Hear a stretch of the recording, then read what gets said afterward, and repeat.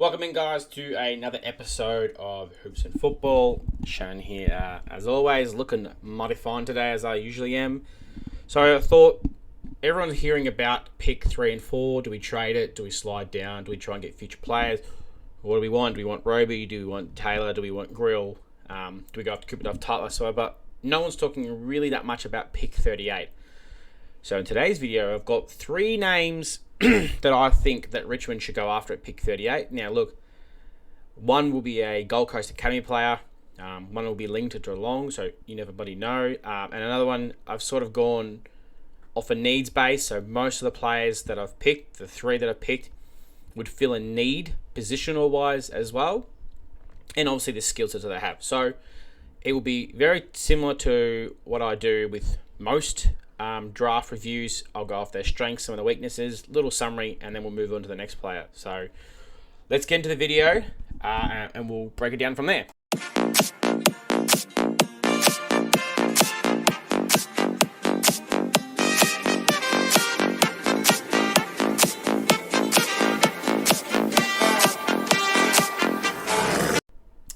First player I have in the 3 players I picked for pick 38 is Hunter Holmes, coming out of Oakley Chargers, a wing/midfielder, 186 centimetres. We now know that he's probably linked to Geelong. Not sure if Geelong would take a swing on him that early with their first pick. So there's a chance that at pick 38, which more than likely will slide into the early 30s, that he'll still be there.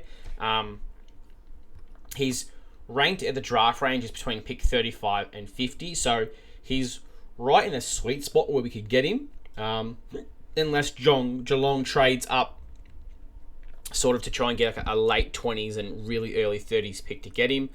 Not sure they will, but I've got his strengths and key weaknesses here. As usual, guys, I'll give you a shout out to Footy and Stuff. I'm pretty sure he's got some highlights up of Hunter Holmes, as well as Rookie Central Me has the summary, snapshots, and other stuff as well, so you can jump on there and read about these players as well. So his strengths are clean hands, outside game, rate of improvement, so showing his growth was really good. Running capacity, we get again the wing spot. Speed and toughness, so pretty much a really good thing that we would need as a wing spot. Improvements is composure, kicking, and strength. He's still only 17, so I'm not worried about the kicking. The composure is something that will come by a bit of time and practice as well. And strength is something he'll just naturally grow when he gets a bit bigger. So then there's a little summary here that I'll read out to you guys as well. And then you can make a decision. Do you think, as a club, we should take a chance on someone like Hunter Holmes? It says, there's no escaping the recruiters. There will be assessing Hunter Holmes' upside with the toughest of what his elder brother Max has become at the AFL level. They possess similar traits with their light frame, speed, endurance, running. They're capable of bringing the game forward in transition, while Hunter is arguably less developed at the same age, which is not the worst thing. He could just be a late bloomer. He's a prospect who could facilitate a current ball movement trends and will only improve with exposure to an elite environment, which was the improvement rate that they had as one of his strengths. He's most likely to feature somewhat amongst the second round of the draft, but don't be surprised if you see him bolt up the order, which will be the Geelong thing. I definitely think we should take him, considering his strengths of the ability to run. The outside game is something Richmond really needs to improve on. I love that the improvement rating skills is there. Running capacity and speed, everything you want out of a player. So that's Hunter Holmes. Now we'll move on to the next player. And the next player is Matt Laray.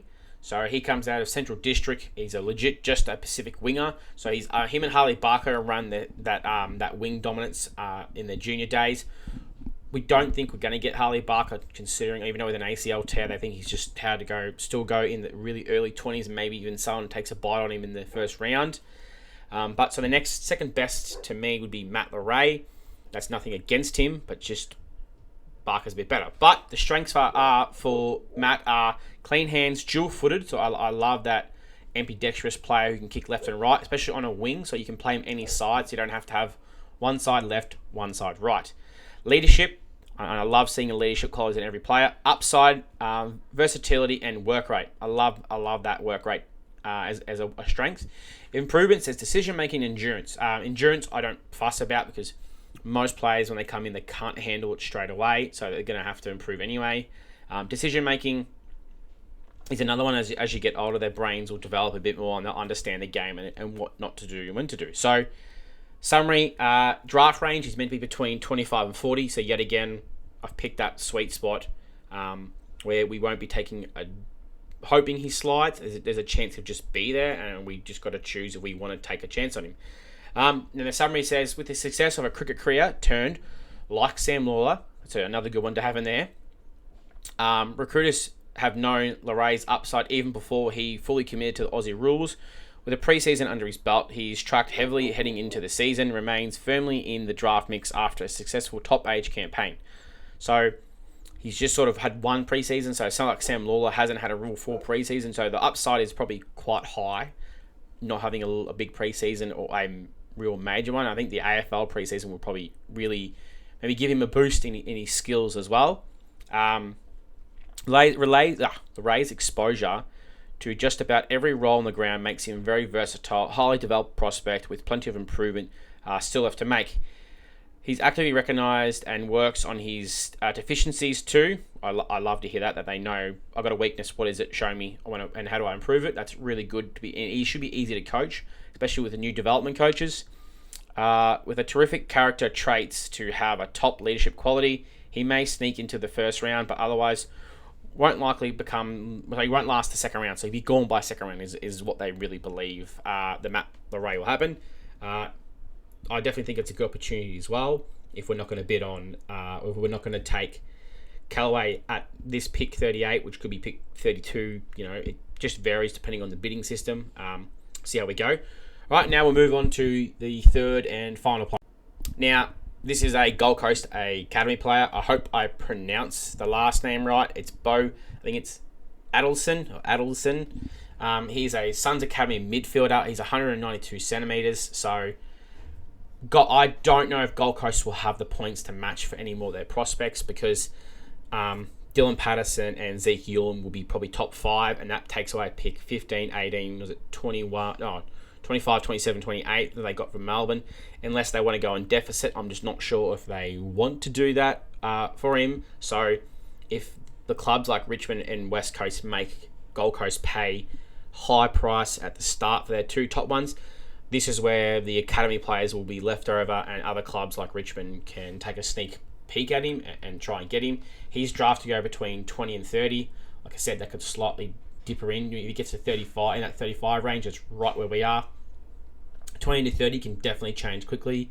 Giants have always been known to take a bolter, and that just slides him back more. But it's probably why I didn't last. He's maybe the hardest one to get, but he's definitely a possible to get as well. So back to the strengths again, as I've been doing. Strengths, acceleration, agility, clean hands, which is a really good one to have. I love that. Running power, stoppage craft, which is another really good one to have because you can probably evolve eventually into a player that kind of takes that spot as well.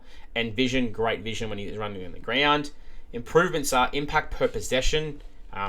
Not overly concerned about those ones. Sort of most young players at that age will need to improve anyway. It's a bit of a development situation for them to work on. And kick to handball ratio.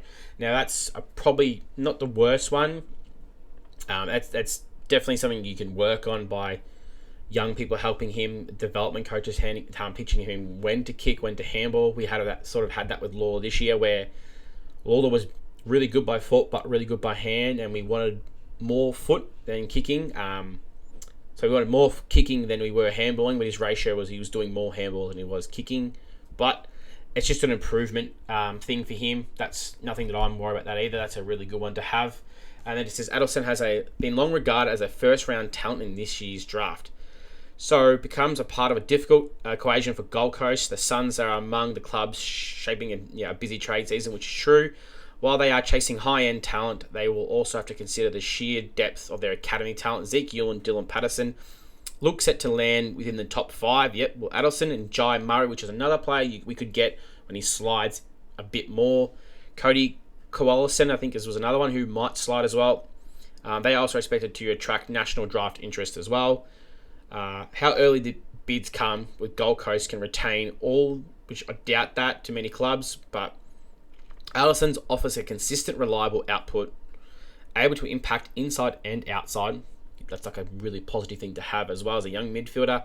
Even in the front third, he contributed in his development, significant VFL exposure. I love to hear he got exposure against some bigger players, which he works in his favour. He's firmly in the frame to leave his name called out. Yeah, he's firmly in the frame to have his name called out on night one. I doubt that. I just could be by another team willing to take a bite on him, but it's not ever guaranteed. So, right, guys, so that's the 3 players I think we should probably take a swing at for pick 38, which could slide to pick 35. Let me know what you guys think in the comments below. If you could, if you don't like any of these players, but you have a name and you think we should look at, put in the comments below. I can always look into it, and maybe I'll do another video soon as it gets a bit closer with another player, 3 players to pick at our second round pick.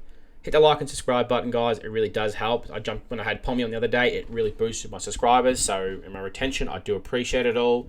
As I always say, stay safe and go Tigers.